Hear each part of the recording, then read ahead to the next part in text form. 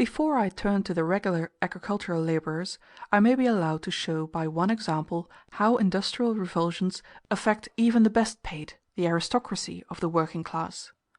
It will be remembered that the year 1857 brought one of the great crises with which the industrial cycle periodically ends. The next termination of the cycle was due in 1866. Already discounted in the regular factory districts by the cotton famine, which threw much capital from its wonted sphere into the great centres of the money market, the crisis assumed at this time an especial financial character.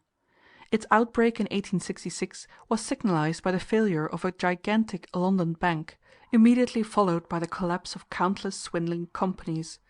One of the great London branches of industry involved in the catastrophe was iron shipbuilding. The magnates of this trade had not only overproduced beyond all measure during the overtrading time, but they had, besides, engaged in enormous contracts on the speculation that credit would be forthcoming to an equivalent extent. Now a terrible reaction set in that even at this hour, the end of March 1867, continues in this and other London industries. Footnote: "Wholesale starvation of the London poor. Within the last few days the walls of London have been placarded with large posters bearing the following remarkable announcement: Fat oxen, starving men. The fat oxen from their palace of glass have gone to feed the rich in their luxurious abode, while the starving men are left to rot and die in their wretched dens." The placards bearing these ominous words are put up at certain intervals. No sooner has one set been defaced or covered over, than a fresh set is placarded in a former or some equally public place. This reminds one of the secret revolutionary associations which prepared the French people for the events of 1789.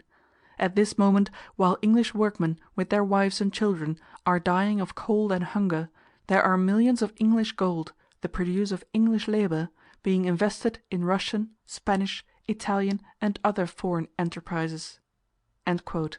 Reynolds' Newspaper, January 20th, 1867.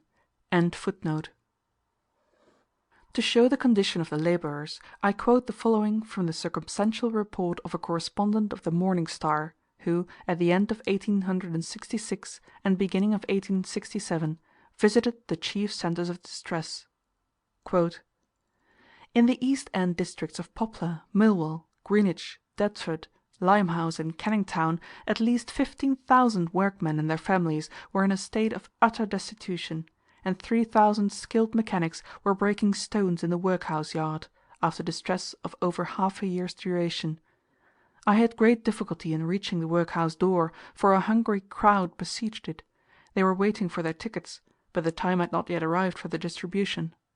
The yard was a great square place with an open shed running all round it, and several large heaps of snow covered the paving stones in the middle. In the middle also were little wicker fenced spaces, like sheep pens, where in fine weather the men worked, but on the day of my visit the pens were so snowed up that nobody could sit in them. Men were busy, however, in the open shed, breaking paving stones into macadam. Each man had a big paving stone for a seed, and he chipped away at the rime-covered granite with a big hammer until he had broken up, and 5 bushels of it, and then he had done his day's work and got his day's pay, 3d, and an allowance of food. In another part of the yard was a rickety little wooden house, and when we opened the door of it, we found it filled with men who were huddled together shoulder to shoulder for the warmth of one another's bodies and breath. They were picking oakum, and disputing the while as to which could work the longest on a given quantity of food, for endurance was the point of honour. 7,000 in this one workhouse were recipients of relief. Many hundreds of them, it appeared, were 6 or 8 months ago earning the highest wages paid to artisans. Their number would be more than doubled by the count of those who, having exhausted all their savings, still refuse to apply to the parish because they have a little left to pawn. Leaving the workhouse, I took a walk through the streets, mostly of little one-storey houses, that abound in the neighbourhood of Poplar. My guide was a member of the Committee of the Unemployed. My first call was on an ironworker who had been 27 weeks out of employment. I found the man with his family sitting in a little back room. The room was not bare of furniture, and there was a fire in it. This was necessary to keep the naked feet of the young children from getting frost-bitten, for it was a bitterly cold day. On a tray in front of the fire lay a quantity of oakum, which the wife and children were picking in return for their allowance from the parish. The man worked in the stone yard of the workhouse for a certain ration of food, and threepence per day. He had now come home to dinner quite hungry, as he told us with a melancholy smile, and his dinner consisted of a couple of slices of bread and dripping and a cup of milkless tea. The next door at which we knocked was opened by a middle-aged woman, who, without saying a word, led us into a little back parlour, in which sat all her family, silent and fixedly staring at a rapidly dying fire. Such desolation, such hopelessness was about these people and their little room, as I should not care to witness again. "Nothing have they done, sir," said the woman, pointing to her boys, "for 26 weeks, and all our money gone, all the £20 that me and father saved when times were better, thinking it would yield a little to keep us when we got past work. Look at it," she said, almost fiercely, bringing out a bank book with all its well-kept entries of money paid in and money taken out, so that we could see how the little fortune had begun with the first 5 shilling deposit, and had grown by little and little to be £20, and how it had melted down again, till the sum in hand got from pounds to shillings, and the last entry made the book as worthless as a blank sheet. This family received relief from the workhouse, and it furnished them with just one scanty meal per day. Our next visit was to an iron labourer's wife, whose husband had worked in the yards. We found her ill from want of food, lying on a mattress in her clothes, and just covered with a strip of carpet, for all the bedding had been pawned. 2 wretched children were tending her, themselves looking as much in need of nursing as their mother. 19 weeks of enforced idleness had brought them to this pass, and while the mother told the history of that bitter past, she moaned as if all her faith in a future that should atone for it were dead. On getting outside, a young fellow came running after us, and asked us to step inside his house and see if anything could be done for him. A young wife, 2 pretty children, a cluster of pawn tickets, and a bare room were all he had to show. End quote. On the afterpains of the crisis of 1866, the following extract from a Tory newspaper. It must not be forgotten that the East End of London, which is here dealt with, is not only the seat of the iron shipbuilding mentioned above, but also of a so-called home industry always underpaid. Quote, "A frightful spectacle was to be seen yesterday in one part of the metropolis. Although the unemployed thousands of the East End did not parade with their black flags en masse, the human torrent was imposing enough. Let us remember what these people suffer. They are dying of hunger. That is the simple and terrible fact. There are 40,000 of them. In our presence, in one quarter of this wonderful metropolis are packed, next door to the most enormous accumulation of wealth the world ever saw, cheek by jowl with this are 40,000 helpless, starving people. These thousands are now breaking in upon the other quarters. Always half starving, they cry their misery in our ears, they cry to heaven, they tell us from their miserable dwellings that it is impossible for them to find work, and useless for them to beg. The local ratepayers themselves are driven by the parochial charges to the verge of pauperism." End quote. Standard, 5th April 1867. As it is the fashion amongst English capitalists to quote Belgium as the paradise of the labourer, because so-called freedom of labour, or what is the same thing, freedom of capital, is there limited neither by the despotism of trades unions nor by factory acts, a word or two on the so-called happiness of the Belgian labourer. Assuredly, no one was more thoroughly initiated in the mysteries of this happiness than the late M. Ducpétiaux, Inspector General of Belgian Prisons and Charitable Institutions, and member of the Central Commission of Belgian Statistics.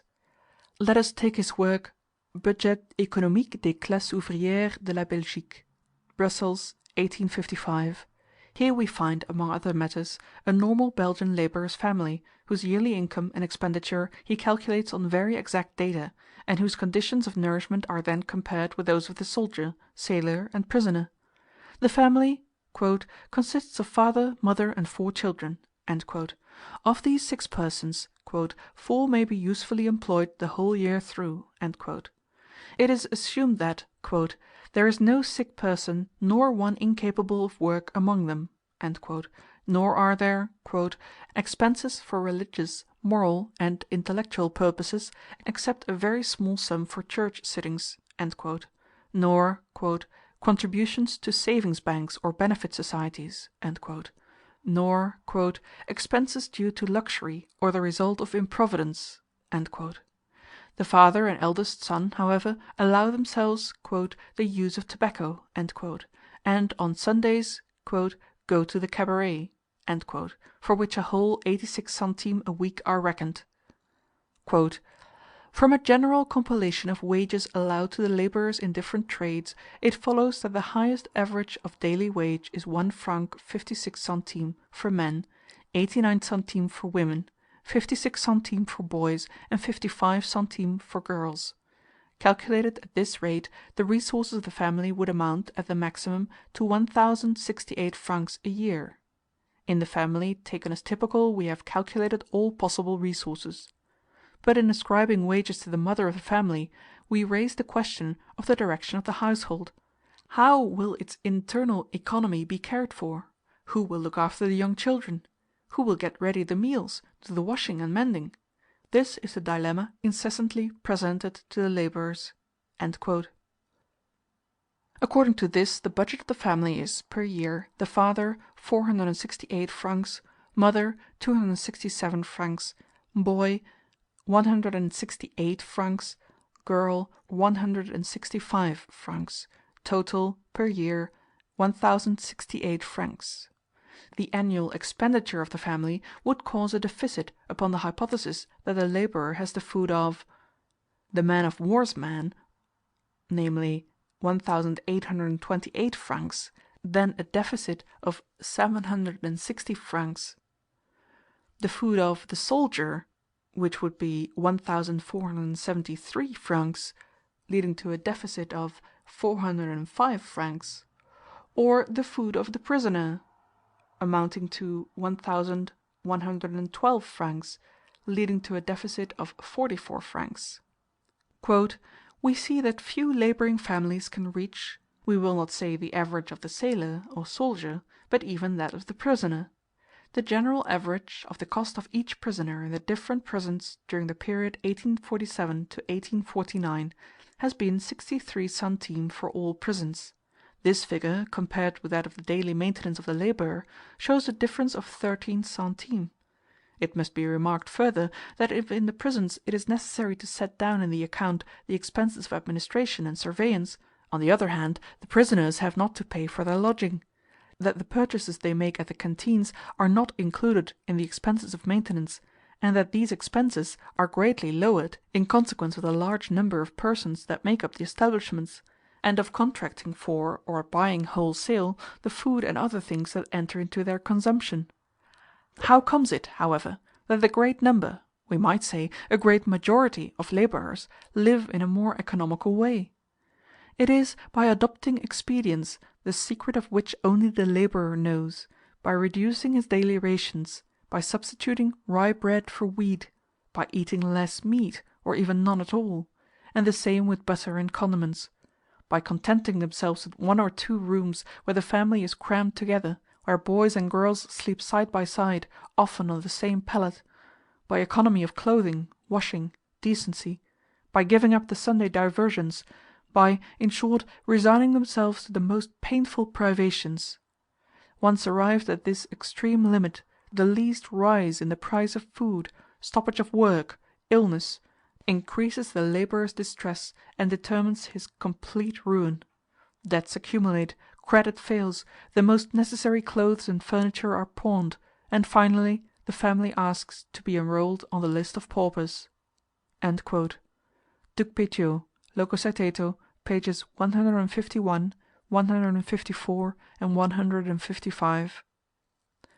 In fact, in this paradise of capitalists, there follows, on the smallest change in the price of the most essential means of subsistence, a change in the number of deaths and crimes.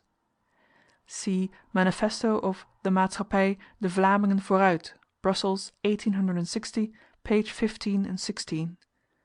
In all Belgium are 930,000 families, of whom, according to the official statistics, 90,000 are wealthy and on the list of voters, is 450,000 persons.